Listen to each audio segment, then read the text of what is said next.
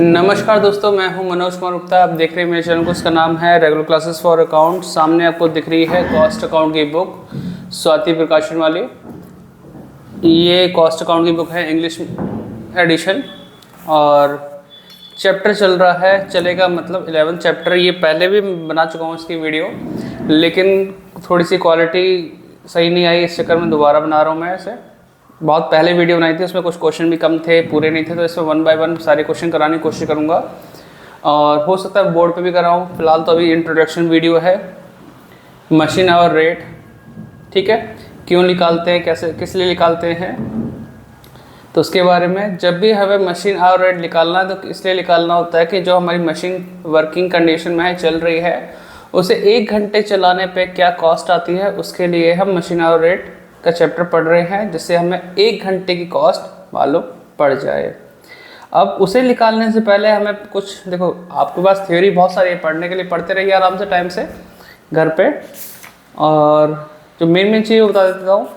तो उसे निकालने से पहले मशीन आवर रेट, तो आपको कुछ एक्सपेंसेस के बारे में पता करना होगा कि बढ़ते कैसे कैसे हैं। जैसे कि आपको यहाँ एक्सपेंसेस के बारे में दे रखा है, रेंट, रेट्स, ये सब। तो 2 कैटेगरी इनकी होती है। देखो यहाँ भी लिखा नहीं लिखा, इस फॉर्मेट में देखना, ये फॉर्मेट जरूर नोट कर लेना। 2 कैटेगरी है एक्सपेंसेस के लिए, एक स्टैंडिंग और एक मशीन एक्सपेंसेस। स्टैंडिंग एक्सपेंसेस वो होते हैं जो कि मशीन चले या न चले, लेकिन खर्चे तो होने ही होने हैं, ठीक है। मशीन चलने से का कोई डायरेक्ट रिलेशन नहीं होता, ये फिक्स एक्सपेंसेस होते हैं। और मशीन एक्सपेंसेस वो होते हैं जो मशीन के चलने पर खर्च होते हैं। तो इनके लिए थोड़ा सा यहाँ से पढ़ लेना। यहाँ पे लिखा है the total fixed overhead also called standing charges, ठीक है।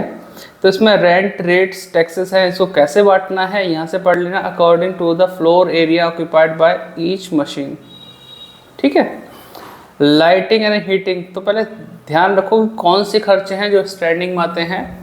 तो रेंट, रेट्स, टैक्सेस, ये स्टैंडिंग का है। लाइटिंग एंड हीटिंग स्टैंडिंग में आता है। इंश्योरेंस स्टैंडिंग में आता है। सुपरविजन एक्सपेंसेस स्टैंडिंग में होता है, जिसमें सैलरी ऑफ फोरमैन और सुपरवाइजर की दी जाती है सैलरी।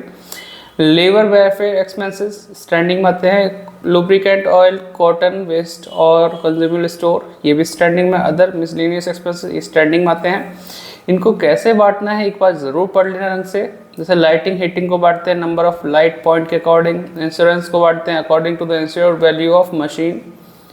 सुपरविजन एक्सपेंसेस बांटते हैं in the proportion of the time devoted on each machine by foreman और सुपरवाइजर।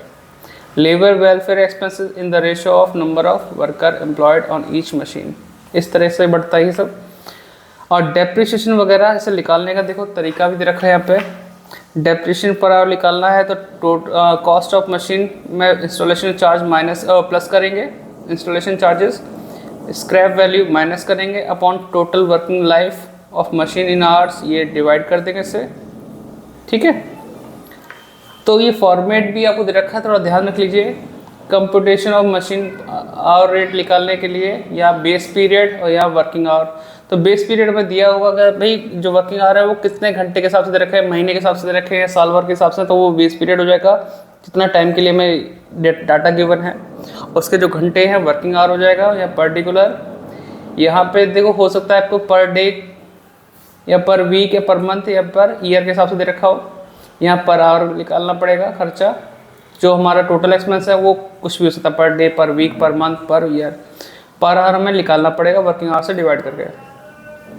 स्टैंडिंग में वही जो हमने यहाँ पढ़ा वही लिखा हुआ है। Rent, rate, taxes, lighting, heating, supervision expenses, labour welfare expenses, insurance और lubricant, cotton waste, other expenses, सभी की टोटल वैल्यू आप यहाँ लिखो, फिर उसे टोटल करो, टोटल स्टैंडिंग चार्ज आएगा।